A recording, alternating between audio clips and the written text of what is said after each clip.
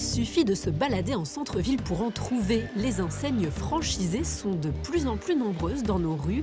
Derrière ce partenariat commercial, deux acteurs, le franchiseur qui possède la marque et le franchisé, propriétaire d'un commerce sous cette marque. La franchise est un mode de collaboration entre le franchiseur qui met à disposition son concept, son savoir-faire éprouvé, et un franchisé qui, lui, va exploiter ce concept dans certaines conditions, de manière indépendante, contre une certaine rémunération. Des enseignes qui utilisent ce modèle, on en connaît tous. Des grands noms de la distribution comme Carrefour ou Delhaize, en passant par l'Horeca et pléthore de petites enseignes coiffeurs déco esthétiques. Parmi elles se cachent des pépites wallonnes. Une belle petite mousse de saumon. Là, on est sur quoi? On est sur un pas de viande. Ouais, maison, bien évidemment. Nous sommes chez Poivre et Sel. Cette sandwicherie haut de gamme a été lancée en 2004 par un couple liégeois. Il y a près de 2 ans, Pierre-Alexis, ancien franchisé, a racheté l'entreprise, devenant à son tour franchiseur. Un nouveau rôle accompagné de nouveaux défis. Je peux consacrer le temps de la franchise à développer de nouvelles recettes, à aller aussi sur d'autres régions. C'est un peu l'objectif aussi qu'on a dans le futur. Donc au final, on peut consacrer son temps à développer la franchise plutôt que de gérer les points de vente, son personnel, les problèmes qu'ils peuvent avoir dans beaucoup d'entreprises en fait.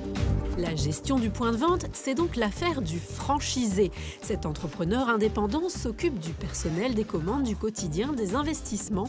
Voilà qui a séduit Vanessa. Elle aussi a débuté sa carrière chez Poivre et Sel avec un petit contrat d'ouvrière avant de devenir salariée à temps plein d'un point de vente, puis franchisée.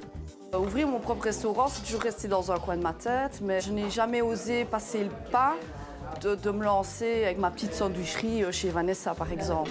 Mais lorsqu'on lui propose d'ouvrir un Poivre et Sel, un concept qu'elle connaît si bien, elle n'hésite pas. Et je me suis dit, allez, pourquoi pas faire ça rien que pour moi en tant qu'indépendant. Donc j'ai décidé d'ouvrir mon point de vente ici au Guillemin, qui pour moi était quand même un endroit super, quoi. Un choix qui a un coût. Au total pour Vanessa, 150 000 € qui comprennent un droit d'entrée aux franchiseurs notamment.